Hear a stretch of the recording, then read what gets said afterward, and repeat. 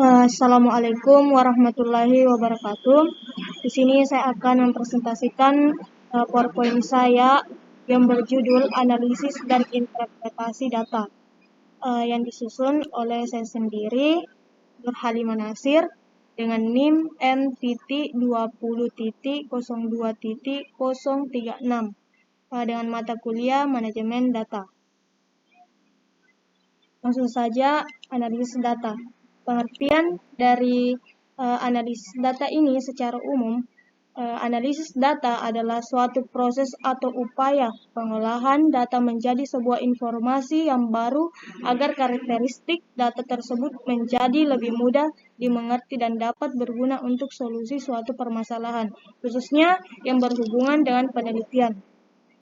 Sedangkan menurut para ahli, Lexi J. Meleong tahun 2002, analisis data adalah suatu proses mengatur urutan data, mengorganisasikannya ke dalam suatu pola, kategori, dan satuan uraian dasar.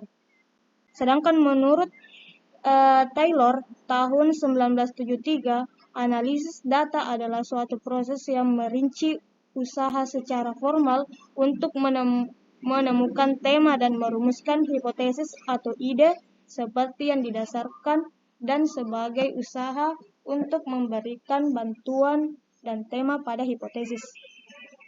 Kemudian kita masuk ke jenis-jenis analisis data. Analisis data secara deskriptif. Pengertian analisis data secara deskriptif adalah suatu teknik analisis yang digunakan dalam menganalisis data dengan membuat gambaran data-data yang telah terkumpul tanpa membuat generalisasi dari hasil penelitian tersebut. Kemudian yang kedua, data secara inferensial. Pengertian analisis data secara inferensial adalah suatu teknik analisis data dengan menggunakan statistik dengan cara membuat kesimpulan yang berlaku secara umum. Analisis inferensial ini menggunakan rumus statistik tertentu. Kemudian ada beberapa yang termasuk dalam teknik suatu analisis data secara deskriptif, misalnya menyajikan data ke dalam bentuk, yaitu grafik, tabel, presentasi, frekuensi, diagram, dan sebagai berikut. Kemudian kita masuk ke tujuan analisis data. Adapun tujuan dari analisis data ialah untuk dapat mendeskripsikan data sehingga bisa dipahami, lalu untuk membuat kesimpulan atau untuk menarik kesimpulan mengenai karakteristik populasi berdasarkan data yang didapatkan dari sampel.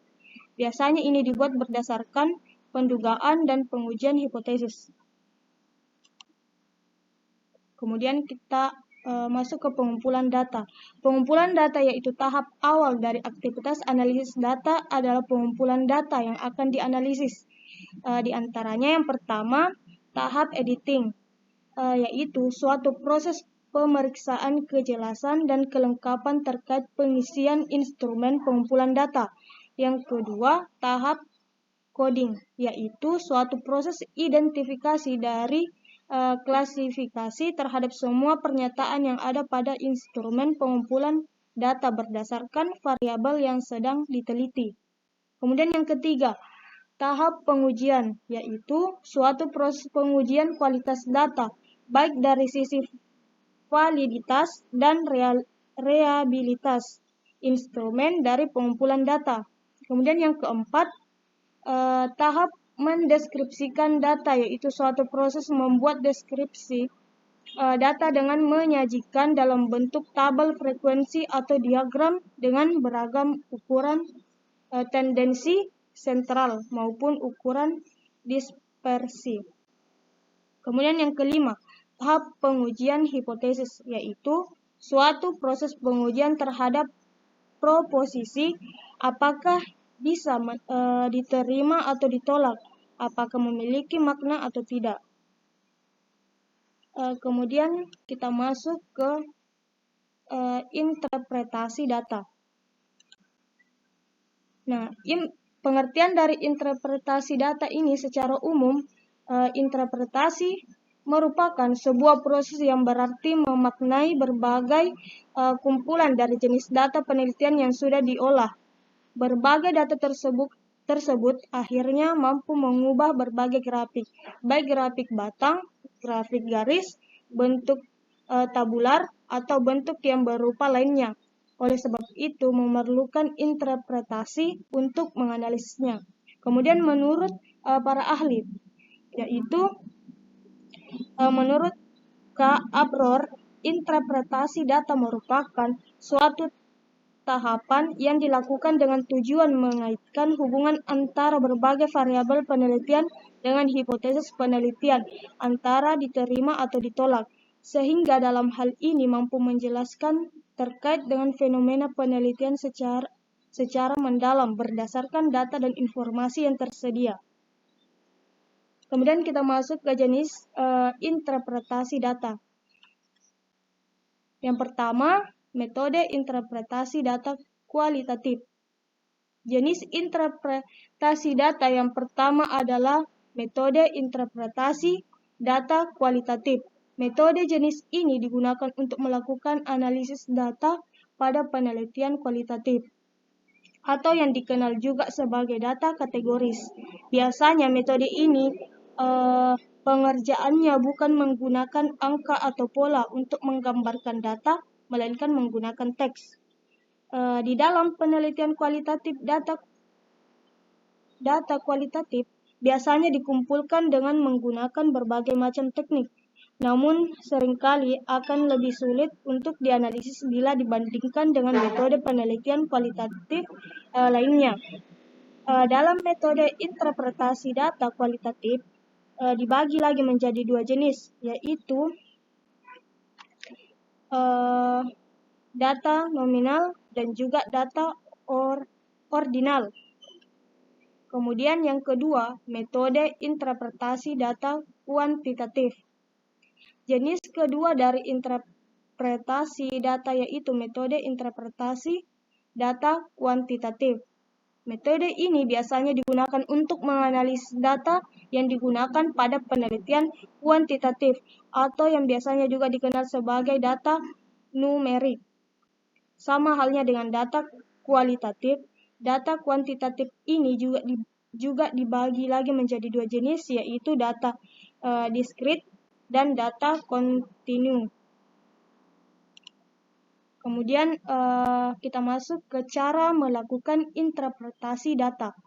Di sini yang pertama, mengumpulkan data. Langkah pertama yang harus dilakukan di dalam melakukan interpretasi data adalah mengumpulkan semua data yang relevan. Hal ini biasa dilakukan dengan melakukan visualisasi terlebih dahulu. Bisa dalam bentuk diagram, batang, grafik, lingkaran, atau lain sebagainya. Dengan mengumpulkan data menjadi diagram tersebut, maka Anda akan lebih tepat dan akurat dalam menganalisis data sehingga tidak ada bisa. Setelah data yang Anda miliki lengkap, Anda bisa melanjutkan ke tahap selanjutnya, yaitu tahap mengembangkan temuan. Agar data yang dikumpulkan untuk data interpretasi kuat dan akurat, maka ada beberapa hal yang bisa Anda lakukan.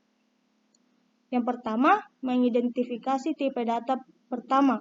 Anda bisa melakukan identifikasi jenis data yang diperlukan untuk penelitian yang Anda lakukan. Kemudian yang kedua, menghindari bias. Hal kedua yang harus dilakukan saat mengumpulkan data adalah menghindari berbagai jenis bias yang mungkin ditemui oleh peneliti saat mengumpulkan data untuk melakukan sebuah analisis. Yang ketiga, menggunakan survei tertutup. Tips terakhir agar data yang dikumpulkan tepat dan akurat adalah melakukan survei terbuka. Kemudian yang kedua, mengembangkan temuan atau hasil penelitian. Kemudian langkah kedua yang harus dilakukan adalah mengembangkan temuan atau mengembangkan hasil penelitian. Langkah kedua ini dapat dilakukan dengan mengamati data secara menyeluruh. Hal ini dilakukan agar Anda dapat menemukan tren, pola, atau perilaku di dalam data tersebut. Katakanlah jika Anda meneliti mengenai sekelompok orang melalui populasi tertentu yang dijadikan sampel. Disinilah Anda dapat menganalisis pola perilaku. Dan tujuan dilakukannya langkah ini adalah untuk membandingkan dedukasi yang didapatkan sebelum kemudian menarik kesimpulan yang tepat. Kemudian yang ketiga, membuat kesimpulan. Setelah data yang dikumpulkan dikembangkan dan dedukasi yang didapatkan sudah dibandingkan, maka Anda dapat mulai membuat kesimpulan atau menarik kesimpulan. Pembuatan kesimpulan ini dilakukan berdasarkan tren yang Anda temukan, sehingga kesimpulan ini artinya harus menjawab dari berbagai pertanyaan yang ada pada penelitian. Jika di dalam kesimpulan tidak atau belum menjawab berbagai pertanyaan dari penelitian tersebut, maka Anda harus bertanya, mengapa demikian? Biasa jadi hal ini akan mengarahkan Anda ke penelitian yang lebih lanjut atau pertanyaan berikutnya. Kemudian yang keempat, memberikan rekomendasi. Setelah selesai membuat kesimpulan, langkah terakhir yang harus Anda lakukan adalah memberikan rekomendasi. Rekomendasi ini dibuat sebagai langkah terakhir dalam interpretasi data, karena rekomendasi merupakan proses meringkas temuan dan kesimpulan pada penelitian yang dilakukan. Untuk itu, artinya rekomendasi ini hanya bisa dilakukan dengan salah satu cara saja dari dua cara yang ada, yaitu jika Anda dapat rekomendasi mengenai tindakan atau merekomendasikan agar penelitian dapat dilakukan lebih lanjut lagi. Sekian dari presentasi saya akhiri dengan wassalamualaikum warahmatullahi wabarakatuh.